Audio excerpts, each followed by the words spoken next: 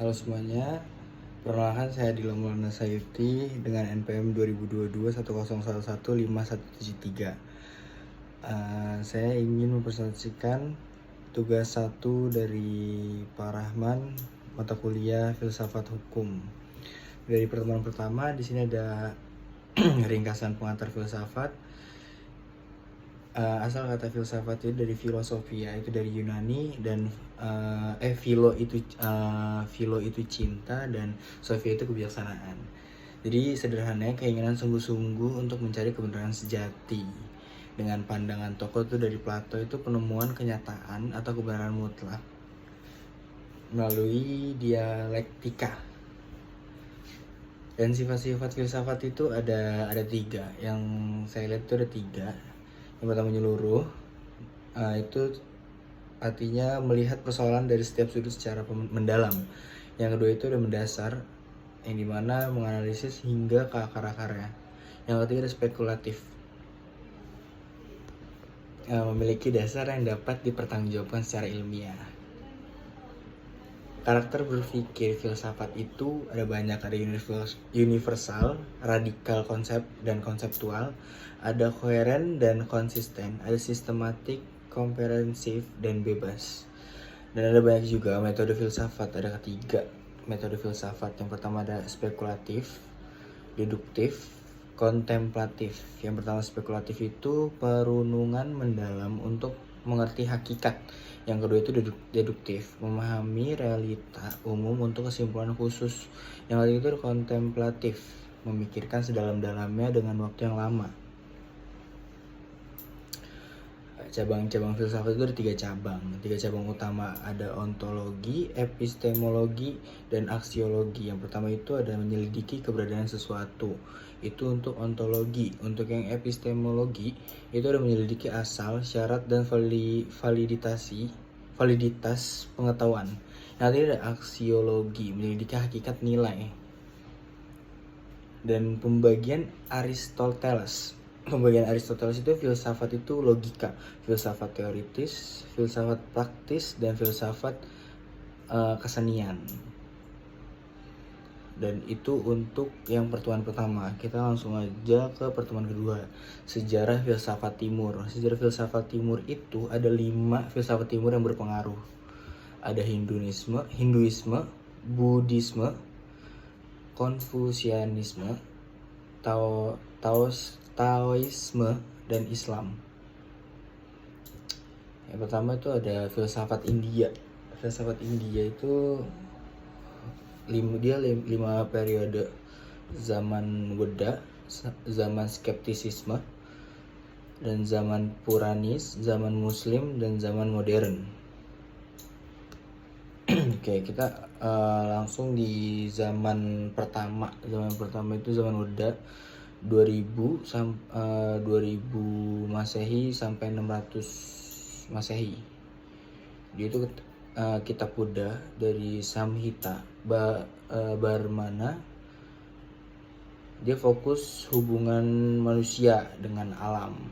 Yang kedua ada zaman skeptisisme dari tahun 600 Masehi sesudah Masehi sampai 300 Masehi.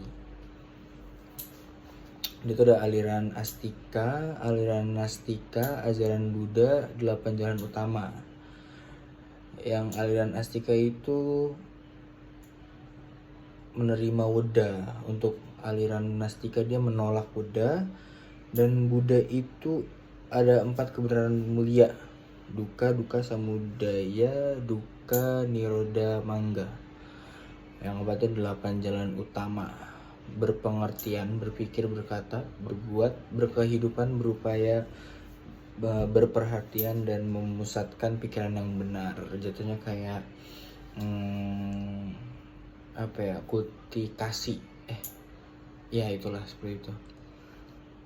Nggak ada zaman Puranis dari 300 Masehi sampai 1200 Masehi. Buddhisme mulai lenyap dari India. Nah, itu zaman Puranis. Buddhisme mulai lenyap dari India. Untuk yang keempat zaman Muslim 1200 Masehi hingga 1700 57 Masehi, Islam berkembang menolak sistem kasta dan penyembahan berhala. Untuk yang kelima, zaman modern. Setelah 1757 Masehi, pengaruh Barat dan reformasi Hinduisme. Yang B itu ada filsafat Cina. Ada 3 tema pokok, yaitu harmoni, toleransi, dan peri kemanusiaan. Dia itu ada 4 periode: zaman klasik, zaman neo-taoisme dan buddhisme, dan zaman neo-konfusianisme. Yang terakhir ada zaman modern. Zaman klasik itu ada konfusianisme, taoisme, facia, yin yang, mingxia, moisme. Itu ada banyak ya untuk ajaran-ajarannya. Untuk yang kedua, zaman neo-taoisme dan buddhisme, ada penafsiran baru ajaran Tao, pengaruh Buddha masuk Cina. Itu ada 2. Untuk yang ketiga itu konfusianisme klasik berkembang kembali, itu di zaman ketiga. Untuk zaman keempat ini zaman modern, pengaruh Barat dan komunisme, Marx, Lenin, Mao. Untuk yang ketiga ini ada filsafat Islam. Filsafat Islam itu ada 2 kawasan utama, kawasan Masyriqi, timur, dan kawasan Maghribi, barat. Kita langsung ke sejarah filsafat Barat. Periode filsafat Barat itu ada zaman kuno, abad pertengahan, zaman modern, dan zaman sekarang. Untuk zaman kuno itu adalah zaman kemasan Yunani. Ada di situ zaman Helenisme, zaman patristik. Untuk abad pertengahan itu ada skolastik. Untuk zaman pertengahan itu hanya 1, skolastik. Yang ketiga itu ada zaman modern, Renaissance, rasionalisme, Aufklärung, romantik, dan filsafat ke-19 itu ada positisme, marxisme, pragmatisme,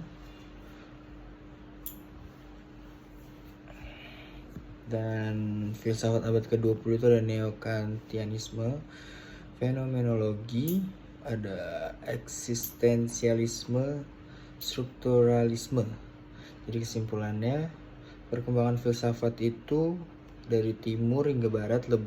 Timur itu untuk lebih menekankan harmoni, spiritualitas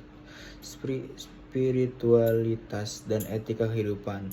Kalau perkembangan filsafat barat itu lebih menekankan rasionalitas, ilmu pengetahuan, dan metode ilmiah. Penggeseran fokus itu dari kosmosentris alam jadi teosentris Tuhan, terus menjadi antroposentris itu manusia, jadi logosentrisme bahasa atau teks. Filsafat sebagai pencarian kebenaran sejati, refleksi kritis dan sistematis, landasan ilmu pengetahuan, pandangan hidup manusia. Jadi untuk tugas hanya sampai situ saja. Saya Adila, terima kasih. Assalamualaikum warahmatullahi wabarakatuh.